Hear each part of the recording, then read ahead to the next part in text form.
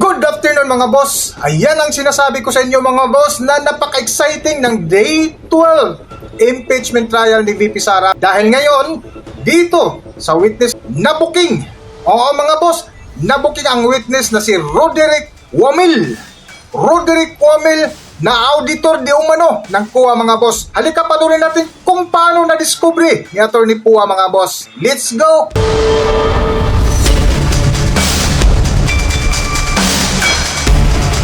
Sinimula ng defense panel ang cross-examination sa prosecution witness na si Attorney Roderick Wamil matapos ng magkaroon ng lunch break kanina sa nagpapatuloy ng mga pagdinig. Kinumpirma ni Attorney Wamil na ang confidential funds ng OVP para sa ika-4 ng quarter ng 2022 ay nagmula nga sa tanggapan ng Pangulo o ng Office of the President.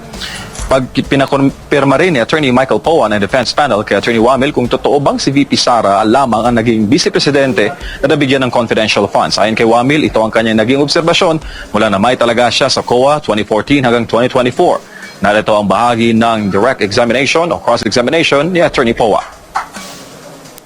Naalala ko po, natanong kayo doon sa time nyo sa ICFAO kung ilang vice president ang na-audit nyo pagdating sa confidential funds. Alala niyo po yon? Yes po, sir. At ang sagot nyo po ay isa lang, si Vice President Sara Duterte, the respondent in this case. Tama po ba? Yes po. Tapos Since I assumed in ICFAO in Since- 2014. Since you assumed in September 2014? Yes po, sir. Tama po. And you were asked bakit si Vice President lang? Naalala niyo yung tanong na yun? Walang kukurap mga boss, panurin nyo at pakinggan nyo ng maigi. Siya lang po ang Vice President. Yes po. At ang sagot niyo po, kasi since you assumed siya lang po ang Vice President na nagkaroon ng appropriations for confidential funds. Tama po ba? Yes po. Since September 2014 po na nag-assume ako. Apo. Now, I'm showing you a document. So ayan na mga boss. Apo. Now, I'm showing you a document. If I may approach the witness, Your Honor. Counsel may approach. I am showing you a document Assisting counsel entitled from the prosecutors may also Oh, yes. approach should they so desire. I'm showing you a document, and this document is from the Department of Budget and Management, entitled Special Allotment Release Order, dated. Medyo malabo lang po yung document, no? December 22, 2014. Ayan na kung paano nagmaang-maang Pakita niyo po yan. auditor. December 22, 2014. Pakita niyo po yan. At ang purpose po is to cover confidential activities for Ayan na, ayan fiscal na. year 2014. You see that? Yes, sir. And nung December 22, 2014, nasa ICFAO na po kayo. Tama po ba? Huwag magsinungaling. Anong period po yan, sir? We have a clear here po. Date of issue, December 22, 2014. Yes po. Nasa ICFAO na po. Tama po ba? Mm-mm. At hindi po si Vice President Sara Duterte ang Vice President ng mga panahon na yun. Tama Ayan po na. ba? Yes po. Pero na-liquidate po Ayan ba na, yan? oh. That's Tingnan the mo. question. That's the Tingnan mo question kung to paano ICFAO, ka, mga actually, boss. because- Siya yung auditor nung panahon na yun mga boss. Tapos ngayon, binalik yung tanong. So ganun kaloko itong auditor mga boss. Kapag nagsinungaling at hindi natin alam kung bakit tumayong witness itong loko na ito mga boss, siya lang ang makakasagot niyan. O, pakinggan. Issue Walang December kukurap, 22, walang kukurap. 2014. Yes po. Nasa ICFAO na po. Tama po ba? At Halika, hindi po ituloy si lang Vice natin, President ituloy lang Sara natin. Duterte. Yes, sir. And nung December 22, 2014, nasa ICFAO na po kayo. Tama po ba? Anong period po yan, sir? We have a clear here po. Date of issue, December 22. Alam niyo ho ba mga boss na napakalaking damage to sa pangalan ni VP Sara Duterte yung ginawa ni Roderick Wamil mga boss. Dahil malinaw ho yung sinabi niya na sa lahat na Vice Presidency, VP Sara lang ang nagkaroon ng confidential fund. Damaging po yan mga boss. December 22, 2014. Yes po. Nasa ICFAO na po. Tama po ba? Mm-mm. At hindi po si Vice President Sara Duterte ang Vice President ng mga panahon na yun. Tama po ba?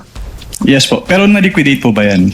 That's the question. That's the question to ICFAO actually because yun po ang pinapakita ko lang sa inyo is nagkaroon po ng confidential funds ang Office of the Vice President noong 2014 issued December 22, 2014.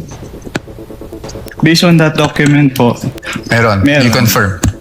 But that's okay, no? Because maybe you were just not aware yesterday when you were asked the question. I just wanted to put that on record because marami na rin pong lumalabas sa social media na si Vice President Sara Duterte lang ang Vice President na nagkaroon ng confidential funds.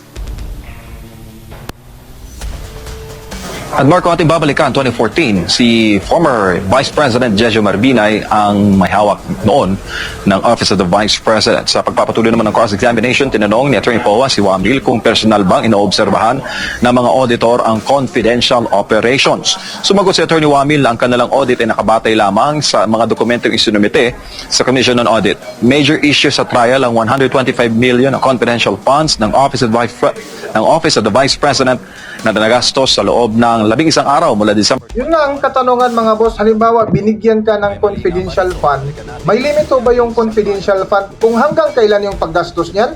Tingin ko mga boss, wala. Major issue sa trial ang 125 million na confidential funds ng Office of the Vice President na nagastos sa loob ng 11 araw mula December 21 hanggang 31, 2022. May mali nga ba rito? Balikan natin ang nangyari sa trial.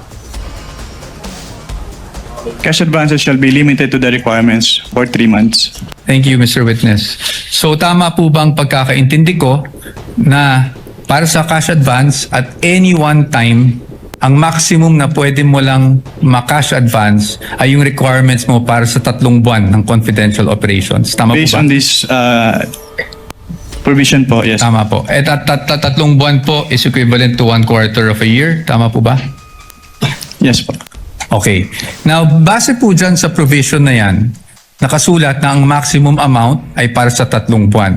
Pero meron po bang provision dyan na nagbabawal na gamitin ito in perhaps 60 days? Wala po. Meron po bang nagbabawal na gamitin ito in 11 days? Wala din po. Ayan, malinaw ho yan mga boss na hindi ipinagbawal. So ano ngayon Mr. Auditor? Kaigit ka. Mantakin mo mga boss, inirelease yan ni Pangulong Ferdinand Marcos Jr. ang confidential fund ni VP Sara Duterte. December na, huling buwan ng taon mga boss. At alanganing pizza. Yun yung napakalaking katanungan bakit late inirelease ni Pangulong Ferdinand Marcos Jr. ang confidential fund ni VP Sara Duterte? Anong purpose doon? Sige nga, mag-isip-isip kayo. Kaya hindi po namin sinama sa findings namin yung 11 days na disbursement. It's just a statement of fact po on the AOM. Thank you for confirming that, Mr. Witness. At Marco, magugunita, yan ang laman no, ng mga puna ng mga